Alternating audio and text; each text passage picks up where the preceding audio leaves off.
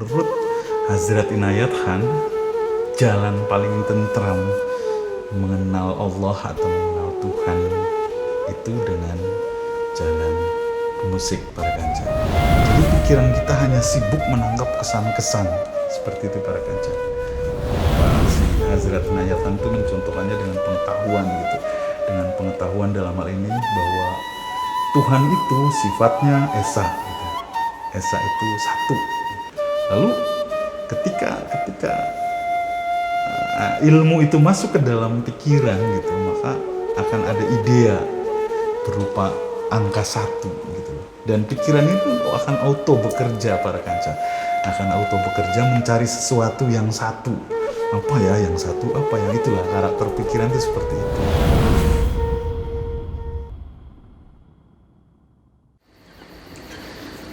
Para kanca misteri Timur Bumi, kita akan kembali melanjutkan menyelami gagasan dari Hazrat Inayat Khan, sekaligus menyelami struktur batin dari gagasan yang dari kutipan salah satu gagasannya, yaitu dimensi mistik musik dan bunyi Hazrat Inayat Khan ini para kanca. Dan di video sebelumnya kita sudah membahas perihal sama atau tradisi ritual sufi yang menggunakan musik, tarian dan sebagainya para kanca, dalam hal ini ya musik gitu, untuk menuju ekstase para kanca. Kita akan melanjutkan kita akan melanjutkan proses mengenal Tuhan melalui jalan musik atau melalui suluk musik para kanca dari perspektif Hazrat Inayat Khan setelah yang satu ini. Jangan tidak percaya pada sesuatu yang belum kalian percaya. Bapa Adam, Bapa Angkasa, Ibu Pertiwi, Kula Angkis, Sakra Pahan, Sarimane, Sawamika, Saranaga, Gampil, Sarining Gampil, Kasanala, Yahu Allah, Yahu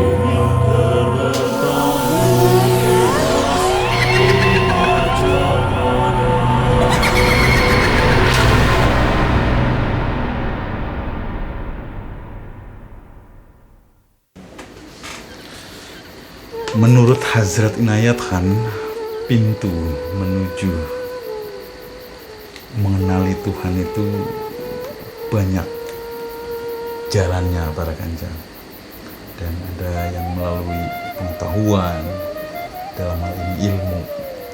Lalu kemudian ada yang melalui seni gitu. Tapi menurut Hazrat Inayat Khan, yang paling aman dalam rangka mengenal Tuhan itu adalah melalui musik para kanca.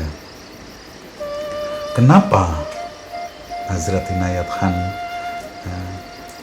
berkata demikian gitu, bahwa mengenali Tuhan itu lebih aman, lebih tentram, seperti tadi kita di video sebelumnya membahas bahwa orientasinya adalah ketentraman gitu. Dan menurut Hazrat Inayat Khan, jalan paling tentram mengenal Allah atau mengenal Tuhan itu dengan jalan musik para kanca.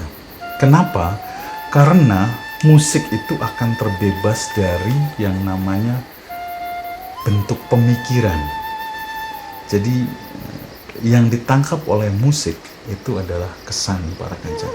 Jadi pikiran kita akan diam, akan dibuat mabuk seperti itu para kanca. Jadi pikiran kita hanya sibuk menangkap kesan-kesan seperti itu para kanca. Jadi kalaupun pikiran bekerja itu sibuk menangkap kesan-kesan seperti itu para kanca. Jadi tidak memproduksi sesuatu. Lalu kemudian karena musik tidak terikat oleh bentuk seperti itu para kanca. Musik itu tidak terikat oleh bentuk gitu loh. Dan akan terhindar dari pengidolaan atau pengkultusan, karena hal yang paling berat menuju jalan Tuhan, dalam hal ini jalan Allah, itu adalah perintangnya itu pengkultusan, seperti itu menurut Hazrat Inayat Khan. Sehingga makanya dosa yang paling berat itu adalah dosa musyrik, menduakan Tuhan, karena di sana ada unsur pengkultusan, seperti itu para kanca. Dan menurut Hazrat Inayat Khan, jalan yang paling tentram itu melalui suluk musik para kanca. Gerbangnya itu musik, karena terhindar dari segala macam bentuk, dan di musik itu tidak ada bentuk. Jadi musik hanya menyajikan kesan-kesan, itu menurut Hazrat Inayat Khan para kanca. Dan kesan-kesan itu yang akan membawa kepada keilahian, titik keilahian para kanca. Itu menurut Hazrat Inayat Khan. Kemudian dan walaupun bentuk itu hanya di pikiran, itu akan sangat-sangat merintangi seseorang untuk menuju Tuhannya, seperti itu Pak Ganja, menurut Hazrat Inayat Khan. Jadi anggaplah ketika kita memikirkan sesuatu yang tidak pernah kita lihat sebelumnya gitu misalnya, lalu kita dalam menuju Tuhan kita ada muncul pemikiran itu, maka itu tetap menjadi perintang menurut Hazrat Inayat Khan. Dan satu-satunya yang tentram, aman kalau menurut Hazrat Inayat Khan adalah suluk dari jalan musik itu para kanca, karena terhindar dari semua idea bentuk gitu yang berkemungkinan akan menjadi pengkultusan, seperti itu para kanca. Mungkin agak-agak sulit misalnya jalannya dengan media yang lain gitu, mungkin para kanca si Hazrat Inayat Khan itu mencontohkannya dengan pengetahuan gitu, dengan pengetahuan dalam hal ini bahwa Tuhan itu sifatnya esa gitu. Esa itu satu. Lalu ketika ilmu itu masuk ke dalam pikiran gitu, maka akan ada idea berupa angka 1 gitu. Dan pikiran itu akan auto bekerja para kanca, akan auto bekerja mencari sesuatu yang satu. Apa ya yang satu, apa yang itulah, karakter pikiran itu seperti itu gitu. Dan itu melelahkan kalau menurut Hazrat Inayat Khan, seperti itu para kanca. Lalu kemudian misalnya ada ilmu lagi masuk, Tuhan itu tidak seperti apa-apa, itu kan berupa ilmu ya, berupa tadi pengetahuan gitu.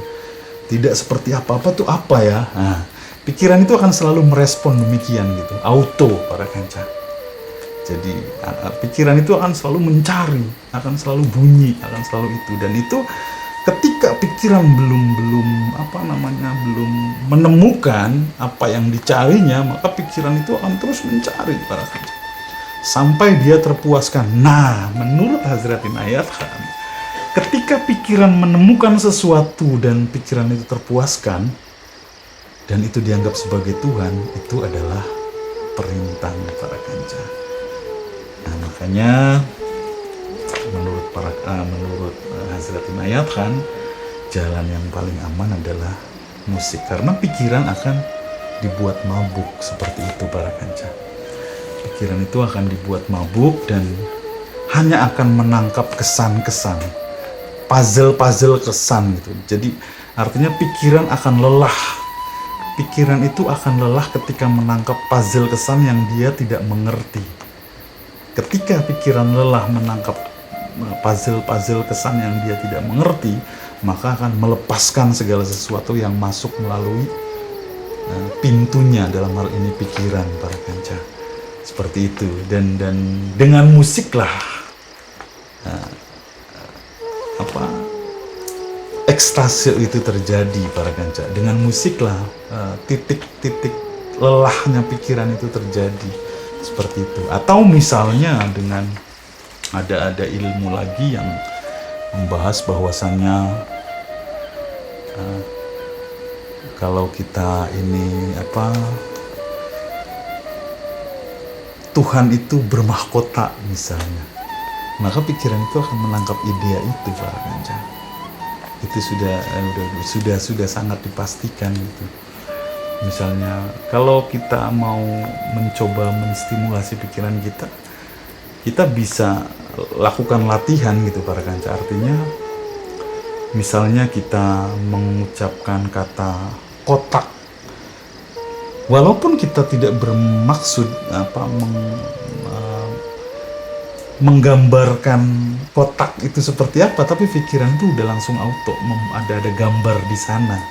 Itu yang dimaksud Hazrat Inayat Khan, akan terjadi pengkultusan di sana para kanca, dan itu hal yang sangat merintangi untuk menuju Allah Subhanahu wa taala menurut Hazrat Inayat Khan seperti itu. Nah, lewat suluk musik inilah Hazrat Inayat Khan menemukan gerbang menuju Tuhan menurut Hazrat Inayat Khan seperti itu para kanca. Dan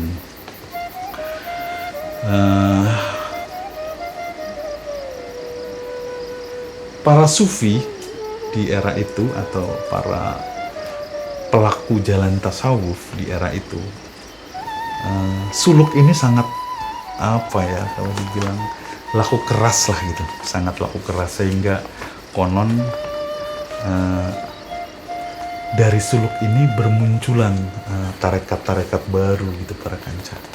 Jadi bahkan Hazrat Inayat Khan ini pun sudah membawa kalau tidak salah 3 tarekat gitu, dan konon ada juga yang masuk ke tanah kita ini gitu. Untuk nama-namanya silahkan para kanca cari sendiri, dan kalau para kanca berminat silahkan cari majelis tarekat yang seperti itu gitu para kanca. Dan kita akan membahas selanjutnya